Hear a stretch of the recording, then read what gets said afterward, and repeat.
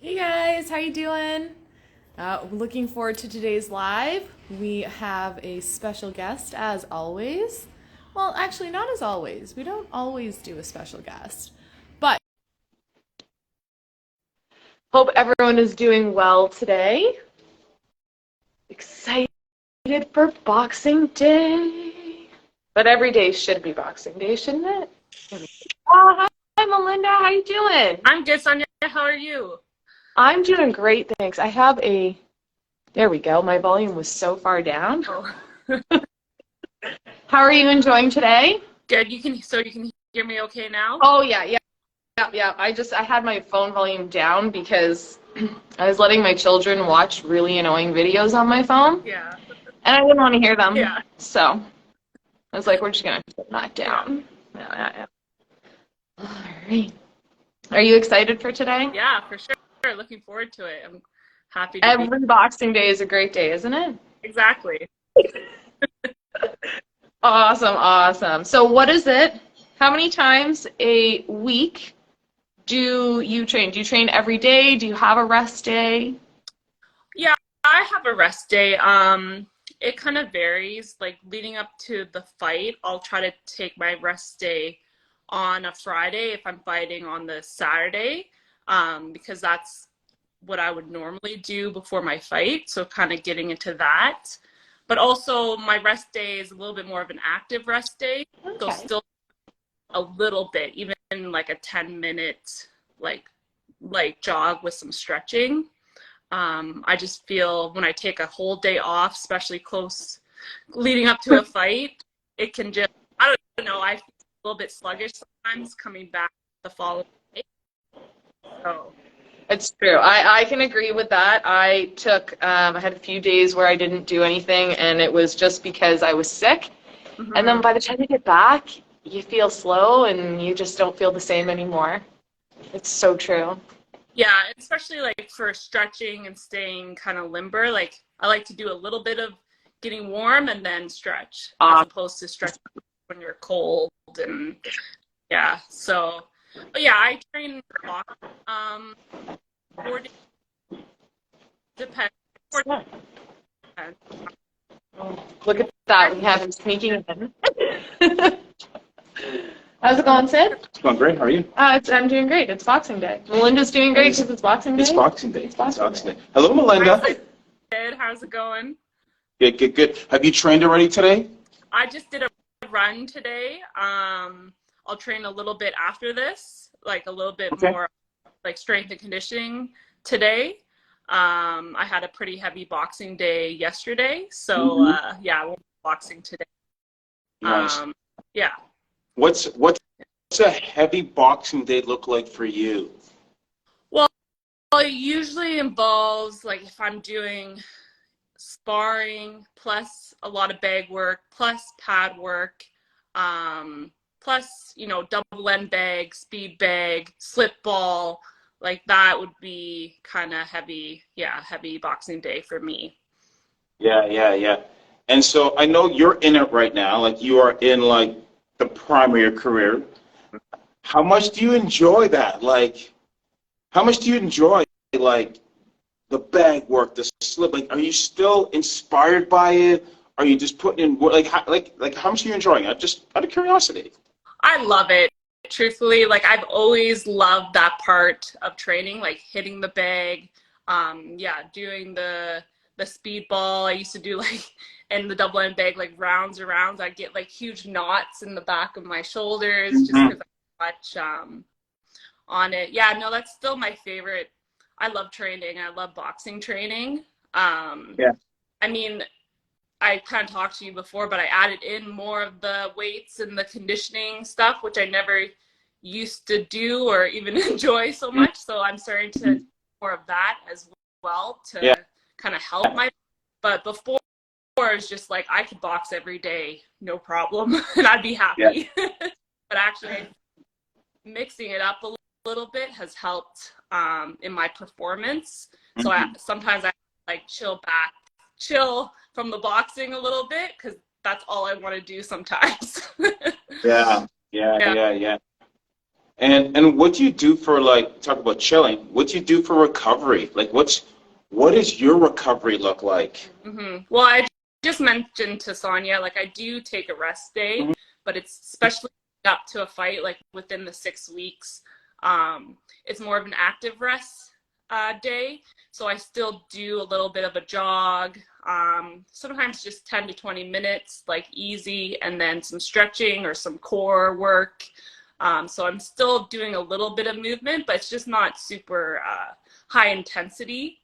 I find leading up to a fight, it just makes the next day following my rest day a little bit easier to get back into it.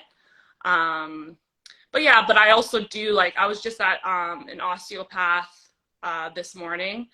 So I really enjoy seeing an osteopath. I find they've helped me the most. Osteo and kind of massage has helped me the most physically.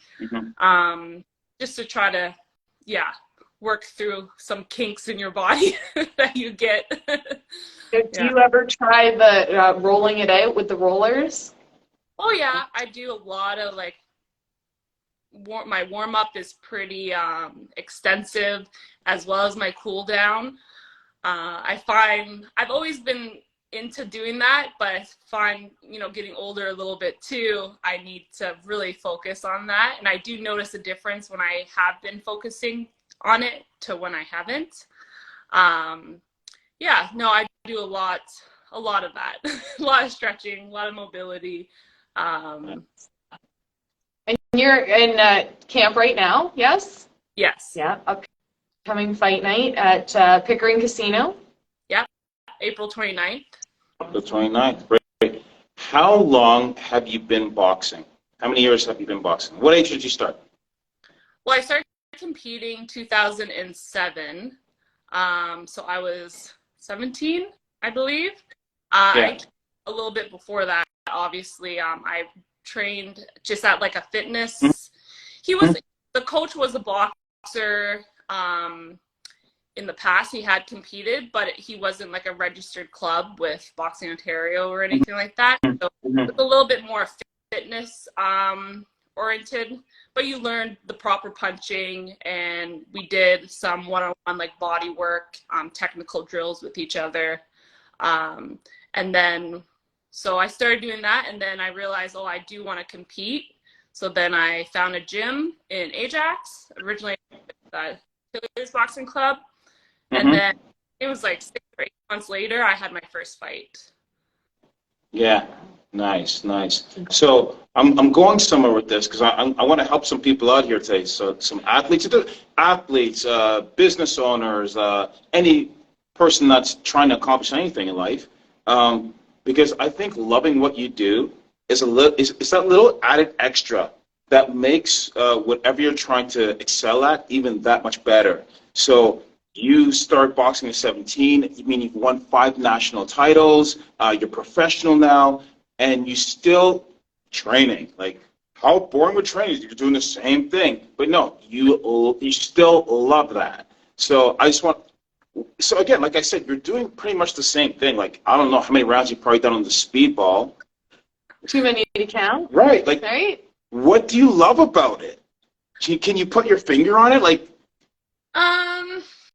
what do you love about the training? Yeah, like I do try to find ways to challenge myself. So, like, for example, on the speed bag, like I've watched videos of like this old timer master speed bag person, and I just try to do fun things that he's doing, just to make it a little bit more interesting, a little bit more challenging.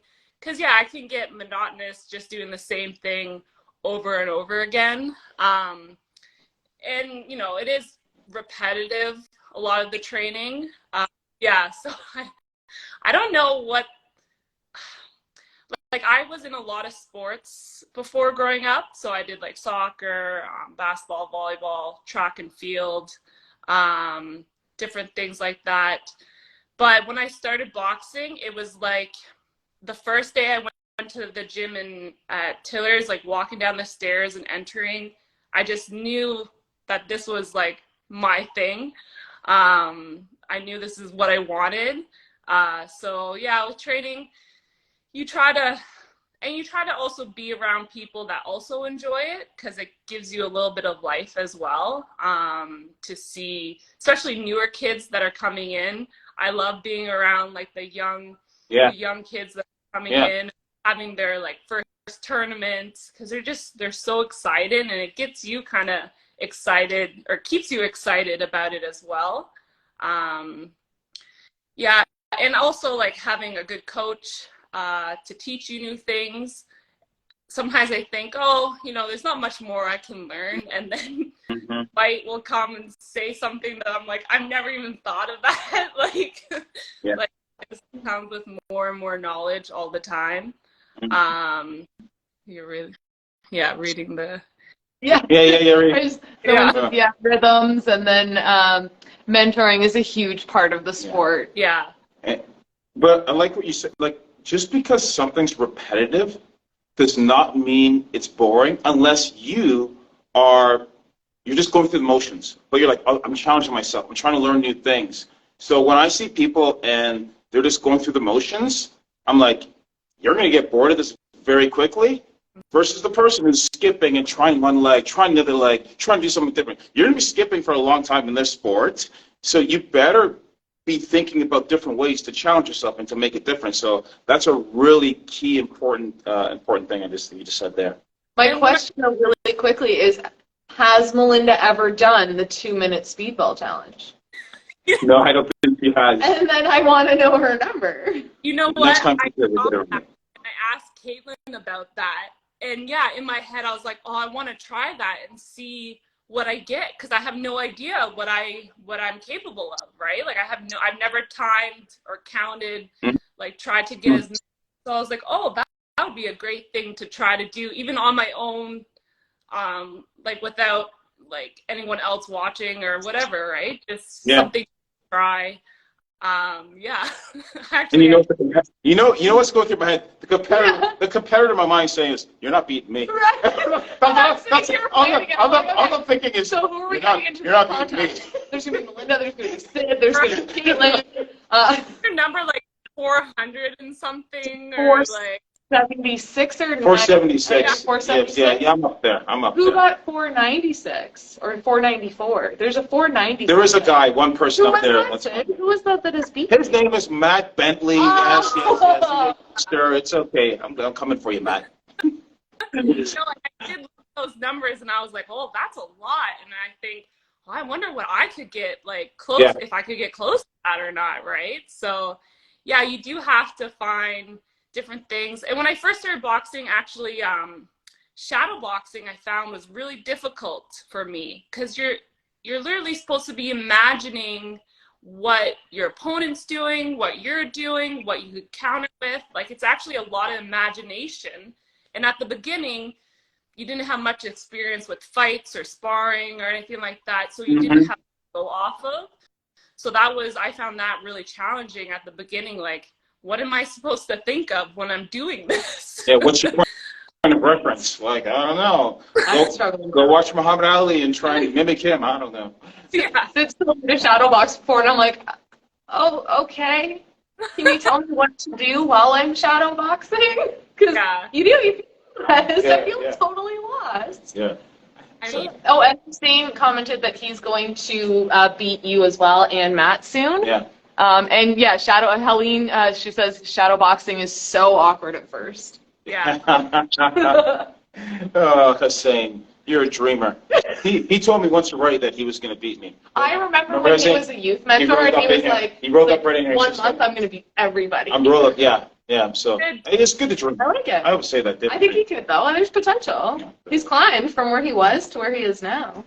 So I have some really great questions. So I want to go into the female aspect in you being a female boxer in the sport of boxing, which is kind of male dominated. How has it been for you to? Because I know you were on the female development committee for a while, right? You're with Boxing Ontario. Mm-hmm. Yeah. And I mean, you've been in the sport, you've been on both sides, you're a professional now, and I want to know from you, because I don't know, I learned so much from those meetings and stuff, because I'm not a female, and I don't know these. I know I'm not. You're not. I'm not. So I see things one way. Like, for instance, I would say to coaches, hey, we're looking for coaches coming out and be a coach. And then the females were like, but you didn't ask us. I'm like, I said I want coaches. They're like, no, no, no, no, no, no. That you need to kind of invite us. You need to ask it. And I was just like, oh. And I went to a female coach that I thought would be a coach. I'm like, hey, have you ever thought of being a female coach? And she's like, well, no one's ever asked me. And I'm like, what? I said, so I know there's more for me to learn, and I'm open to learning. And so for you, being a professional, what's some things that you've noticed that are different from amateur boxing, maybe being a female or anything, anything like that? Is there anything you notice as a female professional boxer that's different from the amateurs? I mean, I've been pretty lucky that I've had a lot of good coaches that supported me and gave me. Yeah, I know what you mean by coaches, like, oh, you didn't invite us. Like, when I first started boxing, I had no idea there was, like, national championships, coaching, like, and it was literally my coach being like, okay, one of your goals is going to be win provincials. And I'm like, okay, I didn't even know that was a thing. And then win nationals. It's like, again, I had no idea. And then even coaching, like I told, I was with Dwight at this time. We were in Jamaica, and I probably told this story before, but I saw a female coach coaching a men's US team. And I said, oh, like, I didn't even think that could be a thing. And Dwight's like, what do you mean? Why not? I'm like, well, because she's a female. And he's like, yeah, females can coach as well. It was just kind of like, you have to see it a little bit. Have someone kind of backing you as well to say, yeah, that's a thing. Like, I had no idea. And being on the female development committee, actually, it opened my eyes a little bit to, the equity of things and the quality of things, which I never really noticed before. So yeah, like, I don't think you're alone in that, Sid, like, not knowing. But I think it's important that, just because we say equal, it's more like equity, right? Like, it's, I give the bike analogy, like, you give everyone a bike, okay? And you say, everyone has a bike, but there may be a kid that needs a smaller bike, right? There may be someone in a wheelchair that needs a wheelchair bike. There's different things. So I think if you look at it a little bit like that, like, women coaches might need a little bit of, an invitation, a direct invitation. You're like, well, I've invited everyone. Well, yes, but they might need a little bit extra or a little bit something different in order to encourage them to come, because it is a very male-dominated sport. Like, for some reason, a lot of my jobs and a lot of my activities have been pretty male-dominated, so I'm a little bit more used to it. But some people, they don't have that experience, and they maybe have some bad experiences when it comes to sport and, people not, like, supporting them, or coaches, or etc. But when it comes to female boxing in pro, I mean, I remember this one time in amateur, we were at a tournament in, where were we? Turkey, I think. And it was a male and female tournament. And so there's 2 rings, and they had put the women in one ring and the men in the other ring for the first day. But then they realized the women had the better ring. So we were competing in the better ring. So they switched us. So the men could have the better ring. So you see little things like that, and you're just like, really? like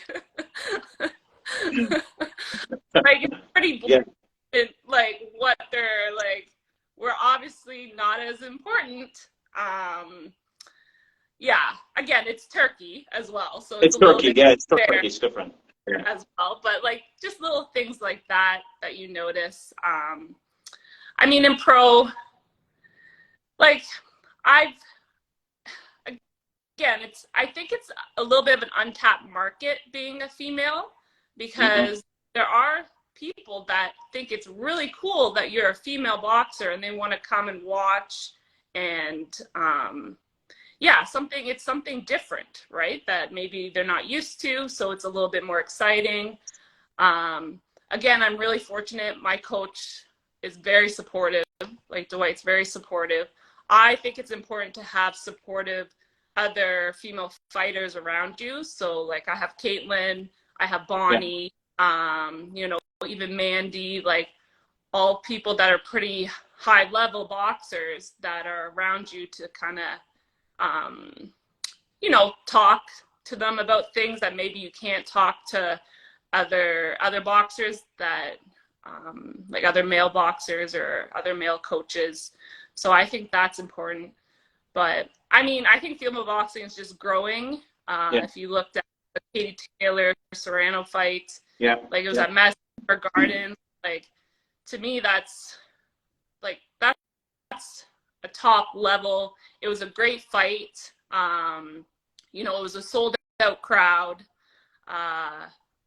Mind you, I think the tickets weren't maybe as expensive as when I went, because I went to that fight, but I also went to the Ruiz Joshua fight, the first one, and the tickets were more expensive for that. So maybe, you know, that might have been a factor, but you know, they both made like $1 million each. Like that's pretty. Pretty good.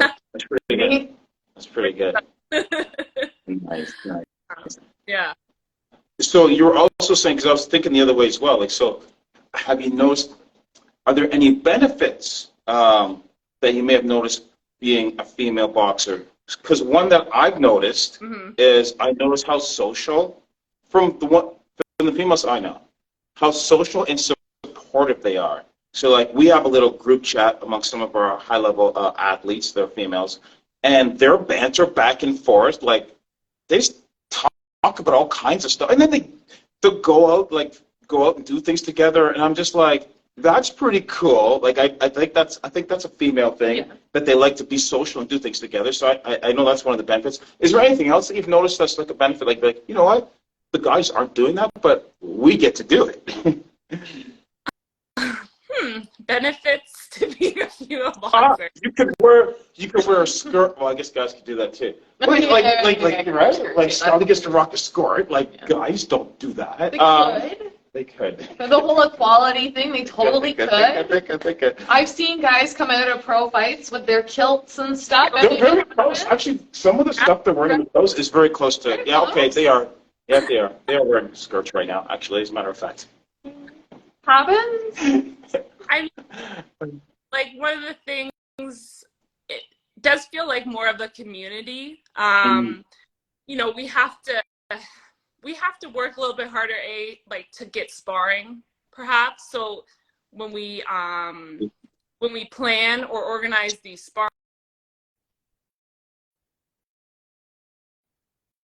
like a little bit more of like an event, as opposed to just like, oh, sparring at the gym or sparring here and there. Like, so that, I don't know, that kind of thing, maybe. Like, I know, like, I get to travel a little bit more because I have to travel for sparring. So, like, not this weekend, next weekend, I'm going to Montreal for sparring. Horace Hunter has kind of set it up for Bonnie and I. There are guys coming for sparring as well, but like we've gone where it's just us girls, like women fighting or women like us sparring. So he's made more of an effort to get us that kind of stuff, where maybe some other male boxers, their coach might not put in that effort because they have so much sparring around them anyways. Yeah, I don't know. Again, I think it's just a little bit of like an untapped market, as like people are interested and they think it's pretty cool that, you know, it's women's boxing. You know, like just in my smaller community, like I live in Pefferlaw, it's pretty small. Like the people that talk to me about it and like think how great it is, and I don't know, it's just kind of nice to get that support. It's hard to say because I don't know, maybe the guys get that as well. I don't know, but yeah, it seems a little bit more of a different thing than, so I would think that would be a positive. Cool. Yeah. I bet you now that I've mentioned it, you're going to start to look for a little bit more, and you'll be like, see, look at that benefit. I got that benefit. Sucker.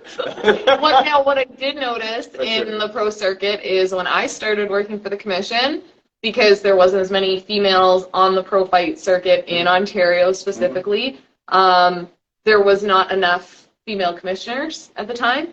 So there could be an uncomfortability of being a female and having to watch a male, like a male is now watching you get ready, get prepared, bathroom trips, all of that stuff. Once you are wrapped, you are glued to the hip. I am your... Hold on a second. There's that level where... I've never thought about this. Yeah. Yeah? It's a lot. Because I know a lot of things. They have to, like, go to the washroom once, and you're rolling? I'm rolling with them. Okay, so moving on. I'm going with them. I'm like, yo, what's up? We're best friends now. How's it going? But I think now we have quite a few more females on the commission. So there's less of that awkwardness because we usually have a female with a female and a male with a male.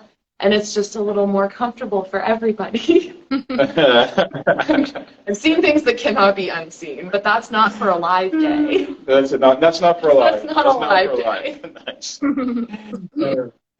So I don't know if you know this, but Sonia is actually going to be having a fight, and we haven't chosen who she's going to fight, but on our 50th episode, she's going to have a fight, and her training happens here. Like, this is the training that she does to prepare for her fight. So we always ask the guest to kind of, what's your favorite move? Either it could be a punch, it could be, have we taught you any defense? Oh, forget it. She doesn't learn any defense, but she doesn't need any. Her offense is going to be so good. All offense. I'm going to get Danielle to train me on how to just, like, be okay to get... She can take up... Offense, all offense. All the time. Yet, Sonia? Pardon? Have you been hit in the face yet? It was a long time ago. Sid hit me the other day. Yeah, but she hit me first. He slapped me. I have not been hit in a long time. The last time I was hit, it was definitely not in a ring. She's got kids. I'm just going to go off screen here. So actually, Travis did once punch me in the face so hard. So you're going to teach Sonia a move. So what's your favorite punch? What punch do you like to throw? Well, lately I've been working on it's pretty simple. It's just a 1-2 to the head and then a left hook to the body. So like that's what I the liver punch. The liver punch. So actually, in my last fight, it was a short fight, but I was so happy because I did that combination. I did a left. I kind of did more of like an overhand right and then a body shot, and I was like, oh, I actually did what I've been working on. I love that. I love it so much. Oh my gosh! All right, yeah.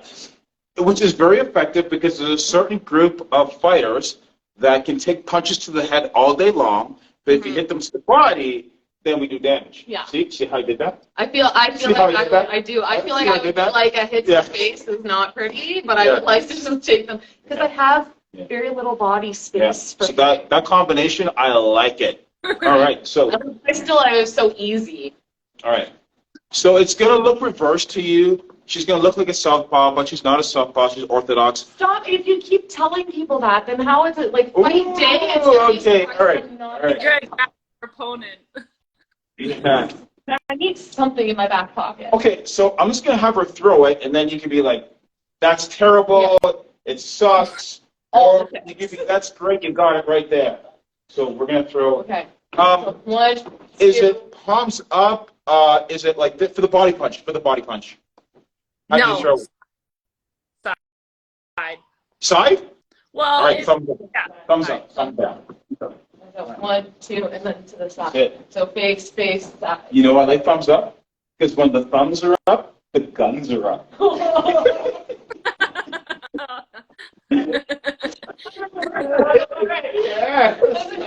Nelson came up to one of our members came up to me last night. He's like, "I've got a new nickname for you. We're just gonna call you Pipes." Okay. All right, let's go. Our members are so much fun. No, I'm not ever ready. Okay, 1, 2. Boom. Oh, I can erase you a few things. Okay, you can see it. All right, write it down. Again. Oh, again. Want a different angle? How's that? It's a little fuzzy, but I mean, there's different ways to do it. Try leaning in a little bit more with your straight. Okay. So that's okay. Like turn in more so it sets up the hook a No, little bit. I think she wants you to like as you're throwing it, lean in a little bit more. Okay. Because she's trying to set up. That's with my 2. You're trying to. So the first two punches going to do damage, or is that just the setup to? Yeah. All right, it's the setup to get to the liver. Okay. Okay. So we want like a. Yeah. That was good. Step in, and then we're leaning, and then I can. Boom. Yeah. Can you say boom? You want me to Boom. actually say 1, 2, boom. You want me to actually say Yeah. Okay. I feel like the Kool-Aid man now. Ooh. Feel better now. Okay. Yeah. Okay. That was terrible. No. See the problem? Well, not the problem, but the thing with when you're going to move, now you've got more moving pieces. Now you've got a time. There's a lot more time involved. Right? As opposed to leaning, if you leaned, you're going to have to move the feet. So maybe try leaning. Okay. Sorry, it's such a coaching moment away from me. I'm sorry. Okay. Go ahead. You're leaning. All right, just lean up. Okay. Oh! I like that. Right. How's that? That's better. You can even try shifting your weight a little bit more onto your back leg when you throw the hook. So you'll get more power coming with that. It's just a slight shift to your back leg. So transfer. Good. Yeah. And now you're set up also for the 2 when you're done that punch. Okay. You probably won't need it though because you're going to be writhing on the ground. Floor? Pretty A little convulsing? Pretty much.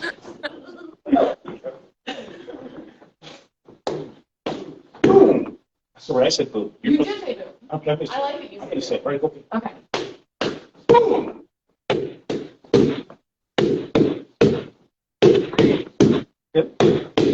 Yeah. Okay. So, Melinda, when you land that punch and you land it to the liver, you could feel it, right? You feel your knuckle go in. I thought this is the liver. Are you like, okay, I hit you to the liver, you haven't fallen yet, I'm finishing you off with a right hand to the head, or are you like, boom, I just want to walk away? Which one? Are you walking away in style? Are you like, no, I want to make sure that the show is like, this is it. I'm getting paid. Yeah. But wouldn't a nice clean, like just a beautiful nice uppercut, just like as they're going back? I want to see. What would you do, Melinda? So depends how close I am. If I'm kind of smothered myself, the right hand might not work right afterwards. Yeah. Or you can pivot to the right. Yeah. And come with the right hand or come with another body shot or something like that to kind of give a little bit more space after the fact. Like, Sonia, you created a lot of space with your leaning back onto your right leg. But that doesn't always happen like that. Sometimes you dig in and you stay in a little bit closer. So sometimes you're too close almost to throw the right hand. So then you might want to step off, pivot a little bit to your right, and then come back with the right hand. Especially, they might not see you step off, or they might throw a jab, and then you're just off to the side, and then you can come back. Okay. I just learned so much about her right there. Because in my mind, I'm like, either you're a savage and you're going to finish it, or you're going to be a showman and walk away. And you're like, no, I'm a showman. and savage. Right? For sure. Yeah, she's like, yeah, I do them both. Right? Just make sure you're going to go down and I'm And I'm going to look at doing it too. This is awesome. Now I'm really excited to see the next fight. April 27th? 9? April 29th? Yeah, 29. April 29th. April 29th. April 29th. All right. Yeah. At the Pickering Casino. Pickering Casino. And do you know who you're fighting? Yeah, it's someone from Mexico. She has a 13-1 record, and it's scheduled for a 6-round fight. Did you Should be say? good. Did you say 13-1? Yeah. Okay. Yeah. Oh yeah, that's nothing. I know you've got so much experience. It doesn't matter. Some girls got 2 hands, 2 feet, and a heartbeat. Right. Like you're gonna get in the ring, and it is gonna be what it is. Your preparation is gonna prepare you to take care of business. So Right? Yeah. that's Los good. potatoes will be ready. Oh, she's learning. She's learning. I always get the away corners, so I'm trying to learn some Spanish to be like the few things that I find I have to finally always get translated. If Say it one more time. if I learn Say them it all, again. I get to hit Sid with the beat stick. It's true. Oh, So let's say it again. What is it? It's no tourne las cintas don las dedos. All right. So anyone here who speaks Spanish, I want you to please. You can respond in the chat and say what she said and if it was good and if we need to. Oh no, I forgot las cintas.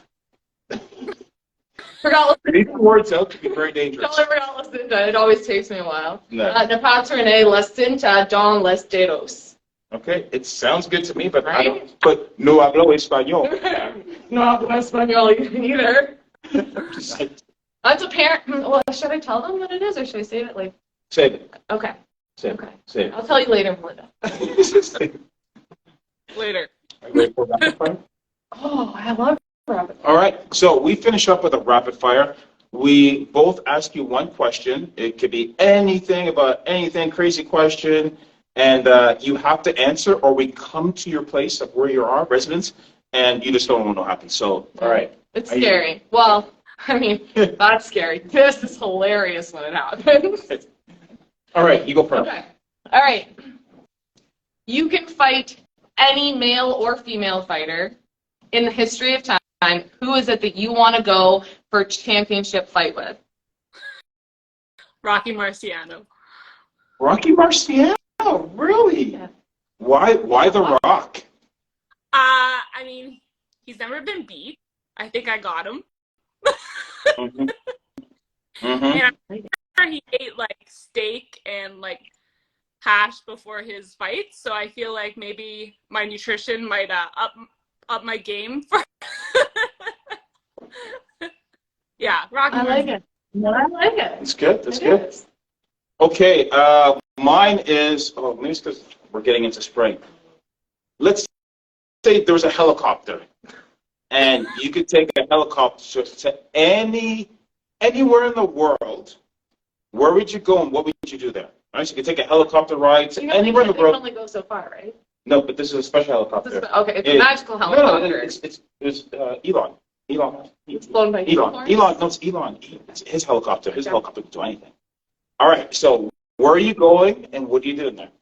I'm going to the Galapagos Island, and I'm seeing all the animals and learning about the animals and seeing the turtles. Down. Did not expect. Did you know that I wanted to be a marine biologist before all No, I this? didn't. Yeah, I was going to be a marine biologist.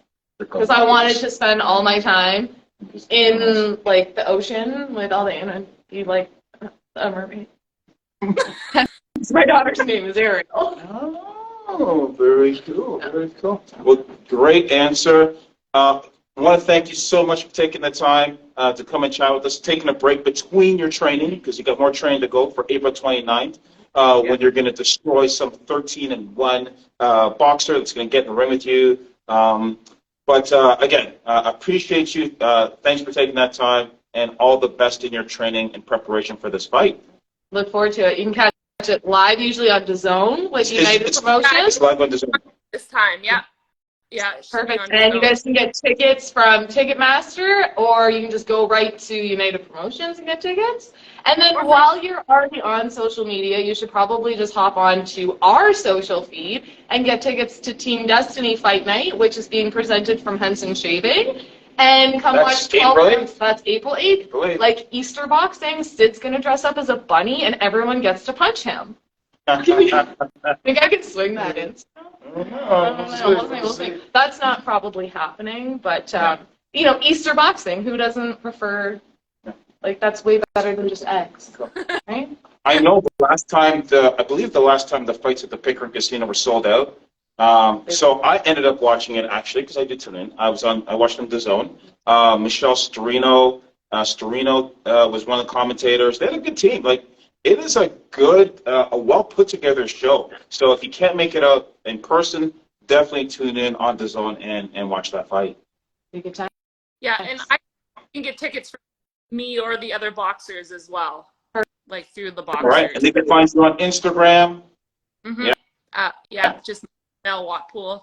So yeah, thank you very much. Good. We had a great time. We really appreciate you. Oh, I'm gonna elbow Sid. All right. Thank you, and enjoy your little break before you get back to training. Have an awesome day. Thanks, Melinda. Thanks, Melinda. Oh, and we'll see you soon because then the next time you're here, you're gonna try the speedball challenge. Yeah, speedball challenge. Just start practicing. Start practicing. Not really. All right. Have a great day, everybody. Thanks, Melinda. Bye. See.